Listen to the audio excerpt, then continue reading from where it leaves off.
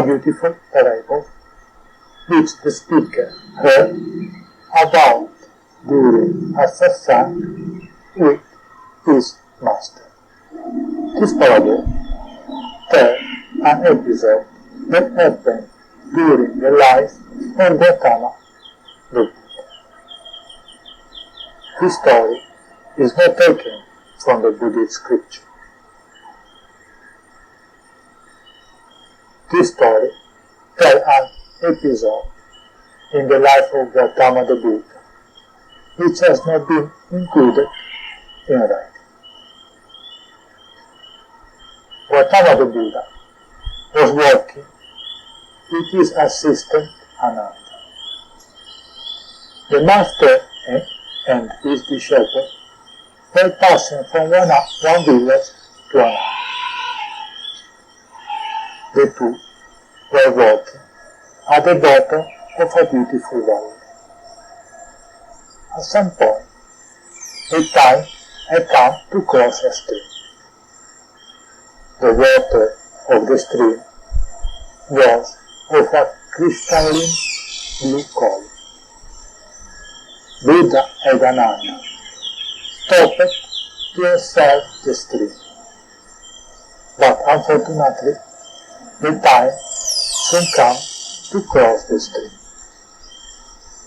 It was necessary to reach the village to which they were guided before nightfall. A few kilometers after passing the stream, Gautama the Buddha started to feel tired. Then the two sat down in the shade of a tree. Gautama the Buddha was already over 70 years old when this story was happening. Gautama told Ananda to return to the stream, which they had passed a few kilometers before, to get water, because at that moment he felt thirsty. Ananda then returned to the stream, but unfortunately, when he got to the stream, he saw that he had changed color. He had turned brown. Ananda looked at the mountain from where the stream came, saw buffalo carts crossing the stream.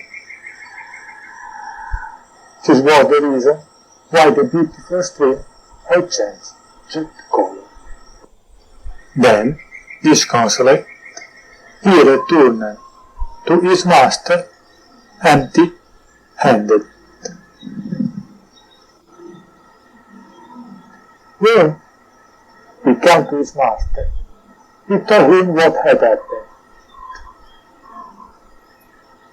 When he finished the story, Ananda told Gautama that he knew a stream 2 kilometers in the opposite direction. He would go there to get water. The Buddha listened in silence. All the disciple talked, but he did not allow him to do what he wanted. Instead, Gautama told him to go back to the same stream and get water from that place, even if it was brown in color. Ananda said nothing to his master. He did what was ordered. The fact that he was silent does not mean that Ananda had no doubts. There were many thoughts in his mind. Because he could not understand why his master had denied the possibility of going to the torrent that he knew, where he would surely have found better quality water. Of course, Ananda did not express his ideas to the Buddha, because to argue with one master is not something a disciple does. The fact that there were negative thoughts in his mind shows that Ananda has not yet become a devotee. When a person becomes a disciple, it is only the first step. The important thing is to become a devotee. Anyone can become a disciple. All of you can become devotees. A person who becomes a disciple has a mental connection with his teacher. He listens to his teacher, and what was said attracted his attention. This kind of relationship with the teacher is very superficial. It hardly lasts long. A devotee is an individual who has a sentimental bond with the master, a kind of heart-to-heart relationship. The devotee is not interested in what the master says, but only in what the master is.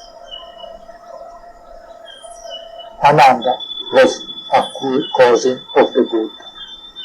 He had been with him since Gautama had started teaching, some 40 years earlier. This blood relationship between Siddhartha and Ananda has always been a problem for his spiritual growth. Siddhartha was the name of Gautama the Buddha before enlightenment.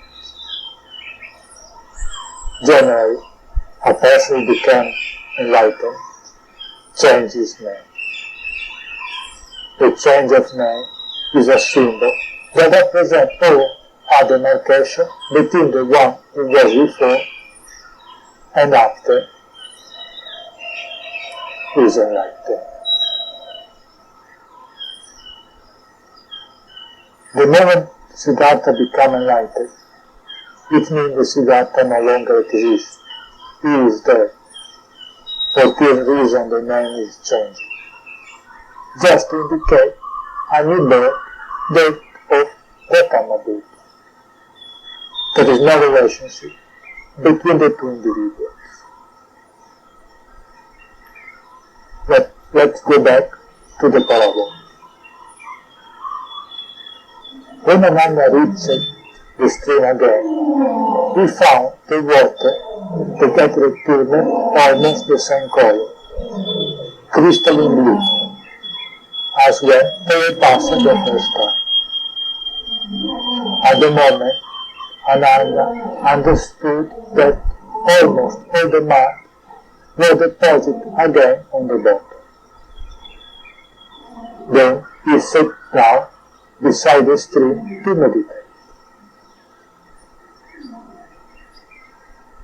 When he opened his eyes,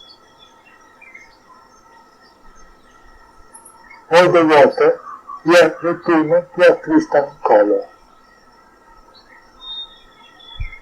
He took the water and went to his master.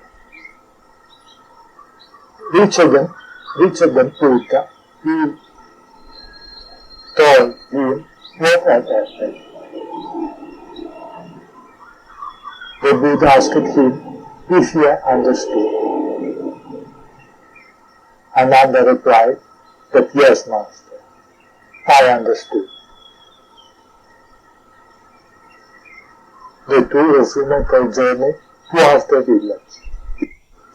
Ananda felt so grateful to existence that he had allowed him to be a disciple of a man like Gautama the Buddha. In the parable, the stream with crystal clean water represents the mind, not disturbed by anything. The brown one represents the mind full of thought.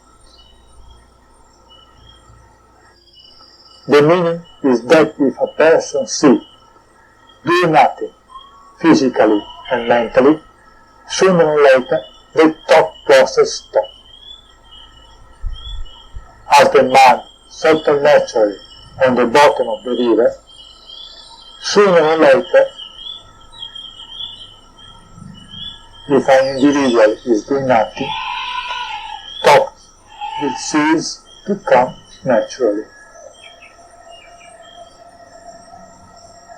When Buddha and Ananda found themselves together in the stream, the master showed buffalo carved on top of the mountain. So he knew the shortly thereafter they would cross the stream. As a result, the water would have turned brown. Then he took the opportunity to create a situation in which the shepherd could grow spiritually. A master must always try to create a situation in which the shepherd can grow.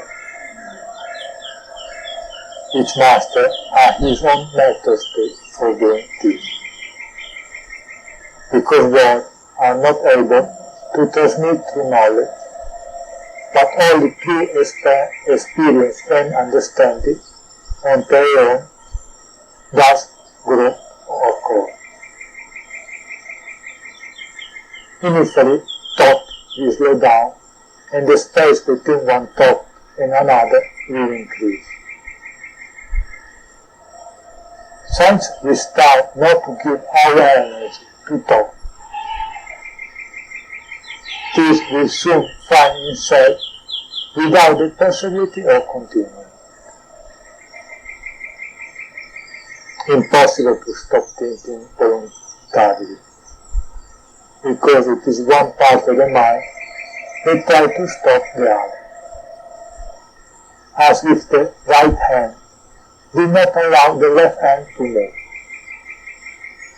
With such a behavior, nothing is achieved, only a great expenditure of energy, then leaves the one who performed the action in a state of frustration. Likewise, when one part of the mind wants to control the other, nothing will be achieved. You will only feel tired and hopeless of success. Thank you for listening.